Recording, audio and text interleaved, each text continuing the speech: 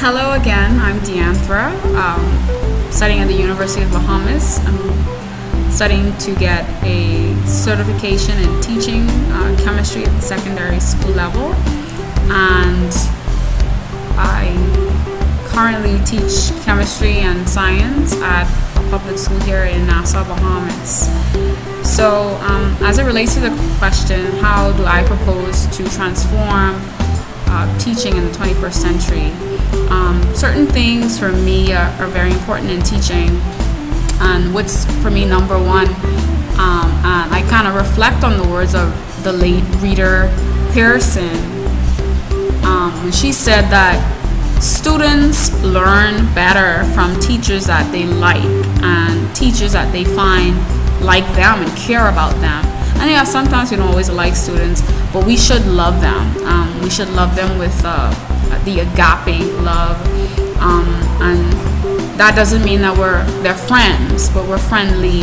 And I think with my students, they know that I care about them, that I love them, that I'm interested in their life, their future, their success, but they know not to cross certain lines, and they know to respect me as a teacher. That's very important for me. And another thing I think is important in teaching, of course, along with caring about students.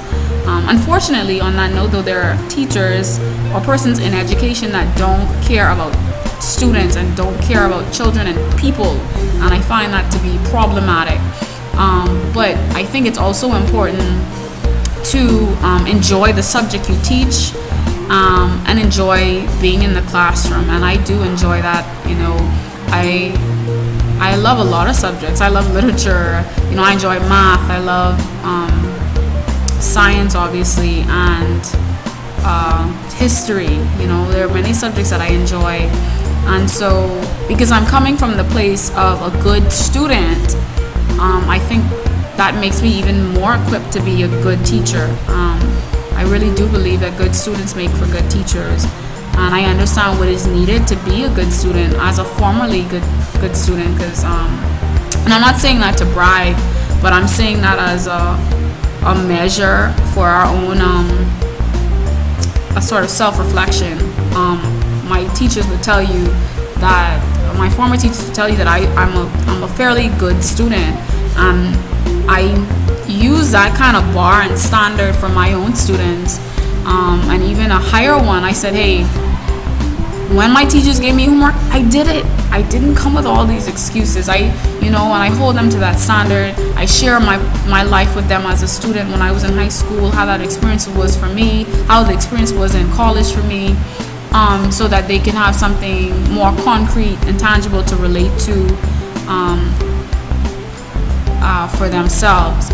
It's also important reflecting on the ideas of Piaget and Bronner, some constructivist theorists, to connect what they're learning to their prior experiences and build upon those experiences. And as science teachers, it's the subject really lends itself to that.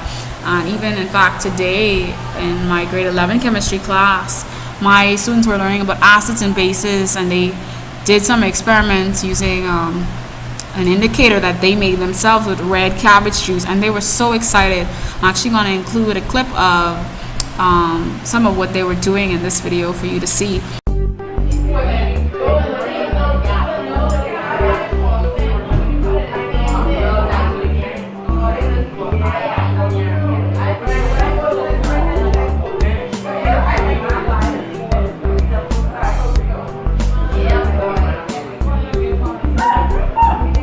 But I think discovery learning, for students to do what it is they're learning, and for probing them in terms of getting them to think critically and think deeper about what they're doing, and to understand the application of the theory that they're learning.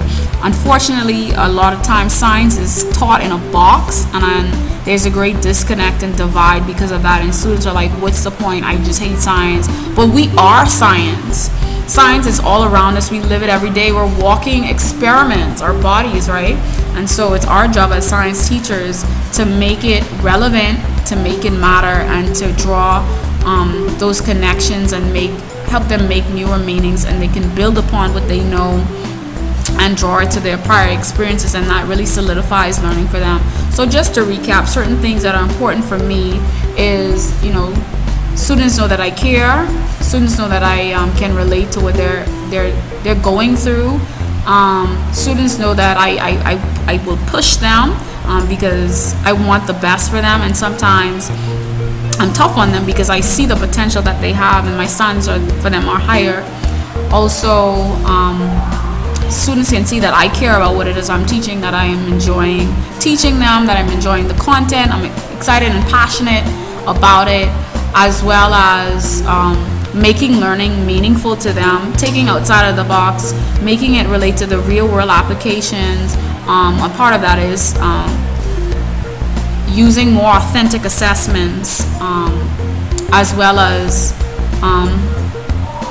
inquiry-based lessons, and questioning as a strategy for comprehension, as well as discovery learning through activity-based learning, which is what like I said, some of my students did today. I want to draw an example. I want to use an example. I had an analytical chemistry professor in college, Dr. Luttrell, favorite professor really at the university, and I love the subject that he was teaching too, but what for me makes him so memorable is how passionate he was about the subject he was teaching, and how he seemed very genuinely interested in me as a person and his other students. And I remember he would just jump on top of a chair and be like, are you ready to learn? And just that motivation and excitement that he had for the subjects. And I am not jumping on chairs in my classroom, but I do try to have that same sort of energy and enthusiasm for the subject that I teach and for the topics that I'm teaching.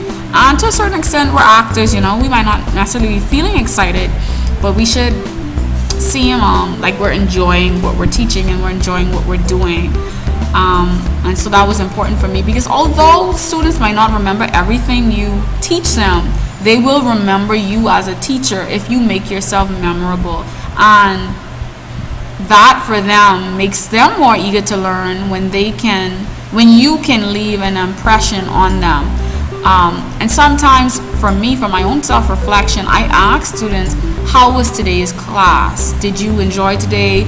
What didn't you get? What did you get? And the exit slip strategy is a great way to keep records of how students felt about the lesson or the topic, how they felt about you as a teacher.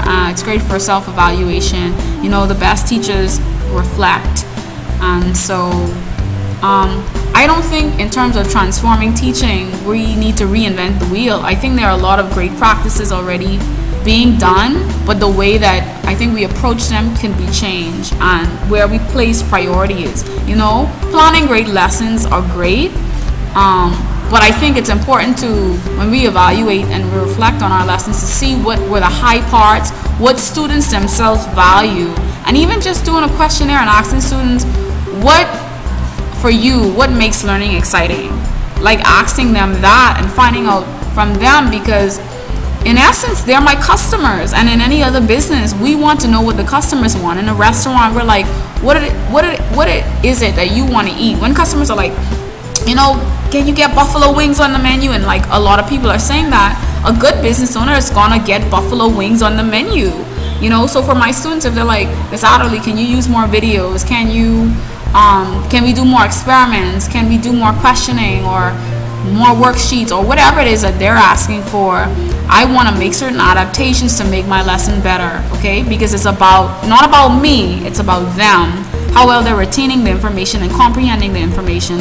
And so to add to everything I've said, I think we need to also hear what the students are saying, get some feedback from them, and then adjust our methodology accordingly. I hope this helped. Signing out. Peace.